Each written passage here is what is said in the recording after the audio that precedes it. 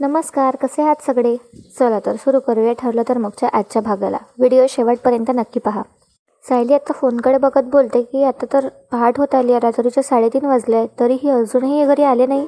असं म्हणत आता सायली अर्जुनला कॉल ट्राय करते, पण त्याचा फोन बंद येतो.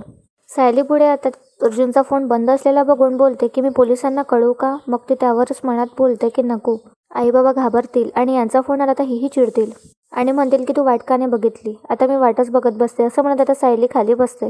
इकडे आता रविराज प्रतिमाला समजावत असतो. तो आता प्रतिमाला बोलतो की मी तरी काय करू? तन्वीचं आयुष्य आता आपल्यालाच पुढे न्यायला हवं, पण ते तिला न दुखवता कसं पुढे न्यायचं हेच मला कळत नाही आहे आणि त्यामुळेच माझी चिडचिड होते. पण बघ ना, राग मात्र आपल्याच माणसावरती निघतो ना, असं आता म्हणत तो प्रतिमाकडे बघत असतो. त्यावर आता प्रतिमा गालात हसतच रविराजला म्हणते, आणि ही तुमची पूर्वीची सवय असेल हो ना? आता रविराज हसतच बोलतो की मला नाही माहिती, पण हे मात्र खरं की आज तुझी आणखी एक सवय माझ्यापुढे आली. त्यावर आता प्रतिमा विचारते कुठली? त्यावर आता रविराज उत्तर देत बोलतो की पूर्वी जेव्हा जेव्हा आपली भांडणं व्हायची तेव्हा तू जेवण नाही करायचीस आणि आजही तू जेवली नाही आहेस. असं म्हणत रविराज आता प्रतिमाचा हात पकडतो आणि तिला म्हणतो की चल, आणि रविराज आता प्रतिमाला जेवायला नेतो. इकडे आता अर्जुन आणि चैतन्य सततच अथर्वला रस्त्याने शोधत असतात. आता इकडे सकाळचे 4 वाजलेली असतात. आता सायलीला आणखीच टेन्शन येतं. सायली बोलते की 4 वाजले अजून कसे आले नाही आहेत हे? आणि आता सायली देवी आईकडे हात जोडून प्रार्थना करू लागते की देवी आई, हे कुठल्याही संकटात नसू दे बस. असं म्हणत आता सायली तिच्या खोलीत जाते. पण असा विचार येताच ती अजून थोडीशी वाट बघत तिथेच खाली बसते. अर्जुन आणि चैतन्य आता रत्नागिरीला पोचलेली असतात. फ्रेश व्हायसाठी आता ते थोडा वेळ गाडीच्या खाली उतरतात आणि 5 मिनिटातच ते परत गाडीत बसतात. त्यावर आता अर्जुन चैतन्याला म्हणतो 4 वाजून गेले यार, आणि आपण रत्नागिरीला सुद्धा येऊन पोचलो. आता आपण एक काम करू, मेन सिटीमध्ये जाऊ डायरेक्ट आणि अथर्वला तिथे शोधू. त्यावर आता चैतन्य हो असा बोलतो आणि दोघेही आता गाडी काढतात.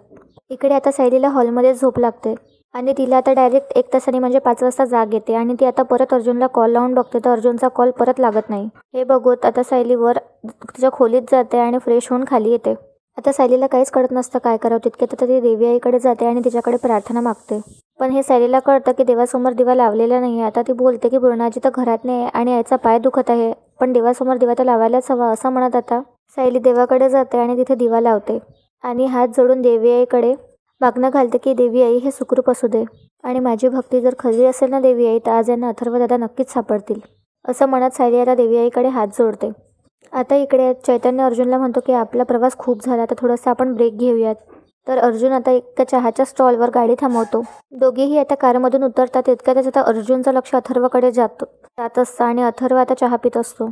आता इकडे अथर्वचंही लक्ष अर्जुनकडे जातं. आता दोघेही शॉकमध्ये गेलेले असतात. अथर्व आता खूपच घाबरलेला असतो. अथर्व लगेच आता उठायला जातो. तितक्यात त्याची बॅगसुद्धा आता खाली पडते. अर्जुन आता हळूहळूच अथर्वकडे येत असतो. तसं चैतन्य सुद्धा घाबरलेला असतो. अर्जुनला पण खूप राग आलेला असतो. तर अर्जुन आपला हात वर घेतो. तितक्यातच आता अथर्व आणखीच घाबरायला लागतो. त्याला आता असं वाटत असतं की अर्जुन आपल्याला मारतो की काय, पण अर्जुन अथर्वला न मारता त्याच्या खांद्यावरती हात ठेवतो. आता अर्जुन अथर्वला बोलतो की आम्ही तुला शोधत इथपर्यंत आलो, याचा अर्थ तुला कळत नाही आहे का? आणि या केससाठी तू किती महत्त्वाचा आहेस हे सुद्धा तुला कळत नाही आहे का? त्यावर आता घाबरतच अथर्व बोलतो की कळतंय. त्यावर आता पुढे अर्जुन अथर्वला म्हणतो की तुझ्यामुळे एका निर्दोष माणसाची सुटका होऊ शकते हे कळत नाही का तुला? त्यावर आता अथर्व बोलतो की कळतंय. आता मग अर्जुन रागातच परत अथर्वला विचारतो, मग तुला हे सगळं कळतंय, तू का पळत आलास? तर त्यावर घाबरतच अथर्व अर्जुनला उत्तर देतो की मी या कोर्ट कचेरीत नाही पडत हो, मला नाही पडायचं या सगळ्यात. माझं लग्न ठरलंय आणि मी संसार मुलाबाळाशी साधी स्वप्न पाहिली आहेत. प्लीज माझ्यावर उपकार करा आणि मला या खुनाबिनाच्या खटल्यात प्लीज आणू नका आणि मला या सगळ्यांशी काही संबंध ठेवायचा नाही. प्लीज प्लीज म्हणत आता तो अर्जुनकडे गयावया करत असतो. इतक्यातच आता अर्जुन त्याला म्हणतो ओके रिलॅक्स, मी तुला कोर्टात यासाठी जबरदस्ती करू शकत नाही, तुझी मर्जी. असं म्हणत आता अर्जुन चैतन्याला निघायला सांगतो आणि म्हणतो चल Chaitanya, take care of yourself. म्हणत आता अर्जुन चैतन्याला तिथून निघायला सांगतो. तितक्यातच आता चैतन्य अर्जुनला थांबत म्हणतो अरे अर्जुन. आता अर्जुन परत असं पलटी मारतो आणि अथर्वकडे जाऊन म्हणतो तुला एक गोष्ट सांगायची होती मला, तू स्वतःची खूप चांगलीच काळजी घे आता, आणि जमलं ना तर महिनाभर किंवा 6 महिने कुठेतरी लपून राहा. त्यावर आता अथर्व विचारतच पडतो. पुढे आता अर्जुन बोलतो आणि मग कदाचित 1% चान्स असेल तुझं जिवंत राहायचे. त्या ऐकून आता अथर्व चांगलाच घाबरतो आणि तो अर्जुनला विचारतो म्हणजे? त्यावर आता अर्जुन बोलतो म्हणजे माझी ड्युटी म्हणून मला सांगावं लागेल ना कोर्टात की साक्षीकडे खोटी बोलली आहे आणि तिचा मिलेला भाऊ अथर्व विचारे तो जिवंत आहे. मग कोर्ट आता पोलिसांना इन्स्ट्रक्ट करेल की या अथर्व विचारेला शोधून काढा. पण आता पोलीस तुझ्यापर्यंत आधी पोहोचतील की महिपत चिकरीची माणसं, ते काही सांगता येत नाही मला. So take care. त्यावर आता चैतन्यही अर्जुनचा भाग घेतो आणि तो म्हणतो पण अर्जुन पोलिसांनी अथर्वला आधी पकडलं तर बरं राहील ना, म्हणजे कोर्टात फेक आयडेंटिटी सबमिट केली म्हणून पोलीस अथर्वला पकडतील. पुढे आता अर्जुन बोलतो की हां, आणि याला 1 वर्षाची जेल होईल. त्यावर आता चैतन्य बोलतो करेक्ट. पण जर महिपतच्या माणसाने अथर्वला आधी शोधलं तर?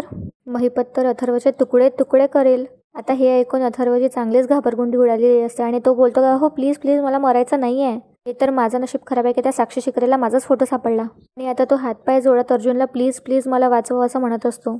अर्जुन आता अथर्वला बोलतो की ठीक आहे, तुला पाया पडायची काही गरज नाही आहे. तू जर कोर्टमध्ये आलास तर तुला फुल प्रोटेक्शन मिळेल आणि तुला कोणी हातसुद्धा लावू शकणार नाही. त्यावर आता चैतन्य बोलतो की आणि तुला कोर्टातून काहीही करायचं नाही आहे, फक्त तुझा चेहरा दाखवायचा आहे, सगळं आपोआप होईल. आणि पुढे आता अर्जुन अथर्वला बोलतो आणि हे समजू नकोस की आम्ही तुला घाबरवत आहेस. मी तुला फक्त पॉसिबिलिटीज सांगितल्या. पुढे समजा असं काही घडलं तर तू प्रिपेअर राहायला हवास ना, म्हणून तुला नाही यायचं ते इट्स ओके, राहू दे. पण जर का तुला आमचं म्हणणं पटत असेल आणि आमचं तुला ऐकायचं असेल तर काहीच तुला करायचं नाही आहे. फक्त ते गाडी दिसत आहे ना, तिथे आपली बॅग नेऊन ठेवायची आणि आमच्यासोबत कोर्टमध्ये यायचं. बाकी सगळं आपोआप होईल. आता चॉईस इज युअर्स असं आता तो अथर्वला म्हणतो आणि चैतन्याला आता चल चहा पिऊ असं बोलतो. अथर्व आता तिथून पडतच सुटतो आणि अर्जुनच्या गाडीत आपली बॅग ठेवतो. इकडे आता अर्जुन आणि चैतन्य एकमेकांकडे बघून स्माईल करतात आणि आता ते चहा पितात. इकडे आता सगळे नाश्ता करत असतात, पण सायली अजूनही अर्जुनची वाट बघत असते. हे बघून आता विमल सायलीकडे येते आणि सायलीला म्हणते हो सायलीताई, काही खाऊन घ्या ना तुम्ही, काल रात्रीपासून काही खाल्लं नाही आहे. काळजी करू नका, अर्जुन आता येतीलच. आता हे सगळं ऐकणं प्रताप ऐकतो आणि कल्पना आणि अश्विनसुद्धा हे ऐकून शॉकमध्ये जातात. प्रताप आता बोलतो म्हणजे अर्जुन अजून आलेलाच नाही आहे. आता कल्पनासुद्धा विचारते कुठे गेला तो, आणि आता तो केसच्या कामासाठी गेला अशी अर्धवट उत्तरे देऊ नकोस, नीट उत्तर दे आम्हाला आणि सांग काय झालं. त्यावर आता प्रताप सायलीला बोलतो सायली उत्तर दे. सायली आपली मान खाली घालते. आता प्रताप, अश्विन आणि कल्पना तिच्या जवळ येतो आणि आता प्रताप विचारतो असं कुठं गेला येतो, कुठल्या केसवर काम करतोय तो, अजून आला नाही तो परत. अश्विन आता सायलीला विचारतो तुझं त्याच्याशी फोनवर तरी बोलणं झालं आहे का. सायली आता त्यावर उत्तर देत म्हणते नाही. कल्पना आता त्यावर बोलते नाही म्हणजे आपल्याला कळणार कसं आता अर्जुन सुखरूप आहे ते. त्यावर आता सायली बोलते आई ते सुखरूपच असतील, अहो ते साक्षीदाराला शोधायला गेले.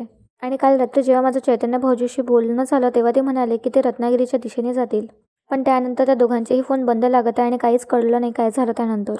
त्यावर आता कल्पना ओढतच सायलीला बोलते अगं आता हे सगळं झालं आणि तू आम्हाला आता सांगतेस, आमच्यापासून सगळं लपवून ठेवलं. त्यावर आता सायली बोलते की नाही आई, मी लपवलं नाही, फक्त तुम्हाला काळजी नाही वाटावी म्हणून मी तुम्हाला पूर्ण सांगितलं नाही. आता प्रतापच्या लक्षात येताना प्रताप सायलीला बोलतो आणि काय गं हे सगळं त्या आश्रम केसच्या संदर्भात चाललेलं आहे ना. त्यावर आता सायली हो म्हणत मान खाली घालते. आता प्रताप ओरडतच बोलतो वाटलंच मला, आणि आता या केसमुळे आपल्याला आणखी काय काय सहन करायला लागणार आहे काय माहिती. अश्विन आता प्रतापला बोलतो डॅड मला असं वाटतं की आपण पोलीस कंप्लेंट करायला हवी. प्रताप आता बोलतो की हो, पण सायली त्या दोघांनाही थांबवत बोलते की नाही बाबा थांबा, ते कोर्टात नक्की येतील हे माझी खात्री आहे.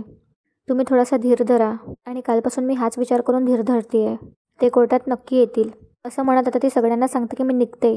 आता विमल सायलीला बोलते की सायली ताई थोडासा घोटभर चहा तर घ्या. त्यावर आता सायली बोलते की नाही निघते मी, आणि तिची पर्स घेऊन आता सायली कोर्टकडे निघायला जाते. इकडे आता महिपतकडे साक्षी आणि प्रियाबरोबर नागराजसुद्धा तिथे बसलेला असतो. आता नागराज तिथे नाचतच येतो आणि तो पेढेचा बॉक्स घेऊन म्हणतो आनंदी आनंदकडे जिकडे तिकडे चारीकडे. त्यावर आता साक्षी बोलते की असं नाही येते, आनंदी ही आनंदकडे जिकडे तिकडे चोहीकडे असं म्हणत आता ती सुद्धा उड्या मारू लागते. तितक्यात आता महिपत बोलतो जाऊ दे आणि तिला पेढ्याचा घास भरवतो. आता तो हळू जाऊन नागराजवळ सुद्धा जातो आणि पेढा घ्या नागराज सेट म्हणून त्याला सुद्धा पेढा चारतो. पण आता तो प्रियाकडे जात असतो की आता स्वतः तो प्रियाची मस्करी करतो आणि तो पेढा स्वतःच खातो.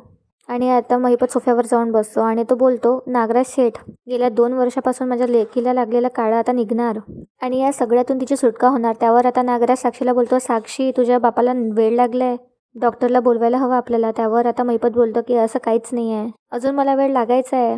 आज तो जस्ट त्या म्हाताऱ्याचा जामीन रद्द करणार आणि त्या केसमधलं माझ्या पोरीचं नाव निघून जाणार, कळलं का, आणि तो नंतर पेन मोडणार. त्यावर आता साक्षी महिपतला बोलते अण्णा अण्णा अण्णा थांबा, हाच उत्साह आणि हीच एनर्जी संध्याकाळसाठी सांभाळून ठेवा, संध्याकाळी आपण मस्त सेलिब्रेट करूया. त्यावर आता महिपत बोलतो अरे हो संध्याकाळी तर खूप मस्त मोठी पार्टी आहे. त्यावर आता प्रिया बोलते हो पार्टी असणार आहे, कुठे, इथे की हॉटेलमध्ये. त्यावर आता साक्षी बोलते तुला का सांगू गं, आणि तशी तू इन्व्हायटेड नाहीच आहे पार्टीला. म्हणजे ना पार्टीला असेच लोक अलाउड आहेत जे आपली कामं चोख करतात, तुझ्यासारखे लुजर्स अलाउड नाही आहे. त्यावर आता महिपतसुद्धा हां असं बोलतो आणि नागराजसुद्धा आता साक्षीला बोलतो अगं साक्षी किती छेडशील बिचारीला, अगं लग्नाच्या मंडपात येऊन तिने माती खाल्ली, हे सगळं करायला सुद्धा टॅलेंट लागतं ना. मग ते टॅलेंट आहे प्रिया मधुकर यांच्यामध्ये. त्यावर आता महिपत बोलतो अरे सोडा ना, आधी हिच्या नावाचा तो मधुकर पाटील याला आपण तुरुंगात फेकून देऊ, मग हिचं काय ते बघू. पुढे आता महिपत बोलतो मला ना आता त्या कोर्टात जायचं आहे, पहिल्या रांगेत बसायचं आहे आणि त्या मधुकर पाटलाचा तमाशा बघायचा आहे. त्यावर आता नागराज महिपतला बोलतो तुम्ही व्हा पुढे, आम्हाला आमच्या परमपूज्य दादाश्री सोबत यावं लागणार. असं म्हणत आता महिपत उठतो आणि परत नाचायला लागतो. त्यावर आता साक्षी त्याला चला असं म्हणते आणि ते दोघेही आता कोर्टमध्ये जायला निघतात. इकडे आता प्रिया मनात बोलते की तुम्ही मला रस्त्यावर पडलेल्या कचऱ्यासारखं वागवतायत. एकदा का मी अश्विनची बायको आणि सुभेदारांची सून झाले ना तर शेपटी हलवत माझ्या मागे येसाल. कोर्टच्या बाहेर आता मधुभाऊ, कुसुम आणि सायली उभी असतात. त्यावर आता मधुभाऊ सायलीला बोलतो की रात्रभर जावई बापू घरी आले नाही हे आम्हाला अगोदर का नाही सांगितलं. त्यावर आता सायली मधुभाऊला बोलताना काय होणार होतं मधुभाऊ, उगाच तुम्ही काळजी करत बसला असता. त्यावर आता कुसुम बोलते की पण अर्जुन आहे कुठे, त्यांचा फोन बंद आहे, काही गडबड तर झाली नसेल ना. त्यावर आता मधुभाऊ बोलतात कुसुम असं काहीही बोलून तिची काळजी वाढवू नकोस, जावई बापूला काही होणार नाही आहे. आता साक्षीचं लक्ष की इन्स्पेक्टरकडे जाते आणि ती आता इन्स्पेक्टरकडे जाऊन बोलते की इन्स्पेक्टर साहेब मी मिसेस सायली अर्जुन सुभेदार. त्यावर आता इन्स्पेक्टर बोलतात हो मी ओळखतो तुम्हाला, बोला ना काय झालं. त्यावर आता सायली बोलते काल रात्री अर्जुन सुभेदार एका साक्षीदाराला पाहायला केसच्या संदर्भात बाहेर पडले होते पण ते अजूनही आले नाही आणि त्यांचा फोन पण बंद येतोय, आपण काही करू शकतो का. त्यावर आता पोलीस आता त्यावर सायलीला विचारतात की तुमचं शेवटचं बोलणं कधी झालं होतं. त्यावर आता सायली बोलते काल संध्याकाळी. पुढे आता इन्स्पेक्टर बोलतात की हे बघा 24 तास झालेले नाही आहेत, त्यामुळे आपल्याला आता कंप्लेंट करता नाही येणार, पण मी माझ्या लेवलने चौकशी करतो. आणि ते अर्जुन सुभेदार आहेत, गेल्या कित्येक वर्षात इतका हुशार वकील आम्ही पाहिलेला नाही आहेत, तुम्ही काळजी नका करू, तुम्ही शांत राहा, त्यांना काहीही होणार नाही असं आता तो इन्स्पेक्टर सायलीला समजावत असतो. आता सायली हो म्हणते. इकडे आता दुरूनच सायलीला महिपत आणि साक्षीची गाडी दिसते. ती लगेच आता मधुभाऊ आणि कुसुमकडे येते आणि त्यांना म्हणते की मधुभाऊ त्या बापलेकींना कळायला नको की आपण एकत्र आहोत, तुम्ही थोडं दूर कुठेतरी जाऊन उभे राहा, मला साक्षी शिकरीची गाडी दिसली असं म्हणत आता ते दोघेही हो म्हणतात आणि तिथून निघतात. सायली तिथेच उभी राहते. सायलीला बघून आता महिपत बोलतो नमस्कार वहिनी, काय बरं चाललंय ना. इकडे तिकडे बघत आता तो सायलीला बोलतो तुमचे हस्बंड कुठे दिसत नाही म्हणजे आले नाही का कोर्टात.